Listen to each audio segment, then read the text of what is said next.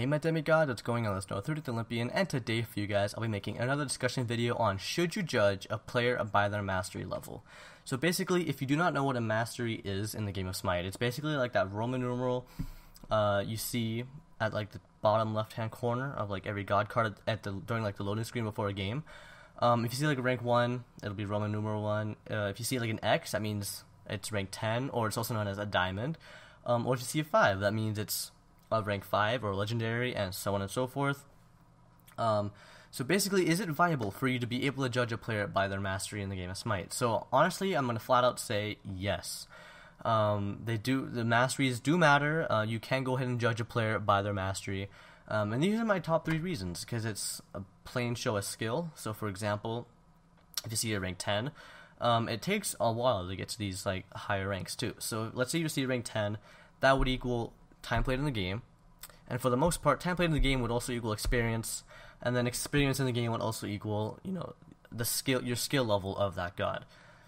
It's a show of ability, and for the most part, it's an overall good reference or a good scale for how good a player is at that god, or if you want to go as far as say at that position, because you can also go ahead and look up a player name in Smite, and then go ahead and look at the worshippers, and if they have like a, let's say, 5 hunters that are diamond, you can probably assume that they are also like a pretty good hunter or a pretty good ADC.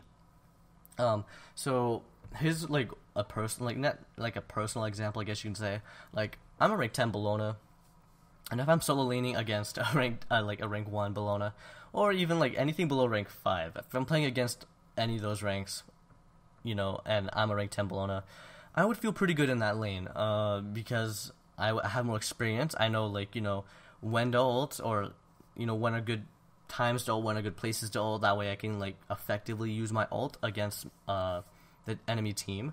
I would know the pretty good combos. For example, if I'm going against like another Bologna, and we're just, you know, basic attacking each other, just throwing those like swords out there, I'm gonna go ahead and throw out my 1 first. That way every other hit she's gonna reflect some damage and take damage as well. While, you know, I won't be taking a basic attack, she'll be taking, you know, her own basic attacks, and, you know, maybe a lower skilled player might not even know that kind of thing, you know? And so, you know, that's why it kind of really does matter, because it just equates to skill, and so on and so forth. Now, the thing is, they also don't always matter. In rare occasions, honestly, a player just sucks at the game. Like, if you see a rank 10 Jingwei, you know, you might be intimidated at first, right? But then you get in the game and, you know, they're 0-17, and it's just like, you know, what happened to this player? They were really good just a moment ago. That could just mean that the player is honestly just inherently bad. Like, they might not just, maybe they're just bad at the god, maybe they're bad at MOBAs in general, maybe they're just bad at Smite, you know, there's all sorts of things that you can think of, but for the most part, it's just, the player just sucks, you know, maybe they just, or maybe it's just a really bad game for them, you know. So, I mean, sometimes there are those times where it's like, judging a player by their skill, you might overestimate, you might underestimate their skill, and so on and so forth. Another thing that can happen is, like, I've seen it a few times where there's really good players in the game, and they have 2 Smite accounts. They'll have one where they have, like, tons of diamonds, they have just really good gods, really good masteries, and stuff like that. So, and then they'll have an account where they maybe just started it out, and so they're just trying to like start anew, for example, or maybe they just want to like try to see where they're at. It's like maybe they have rank 10 Medusa in their really good account, but in their new account they decided to play Medusa, and you're like, oh, okay, this guy's not mastery, you know, I don't have to worry. And then it turns out he just whoops your butt, and it's just like, you know, what just happened?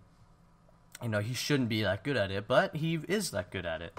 I mean, it's kind of rare. I mean, honestly, for me, if I ever got to like 10 diamonds on my main account, I'm probably not gonna make another account just so I can like troll other players.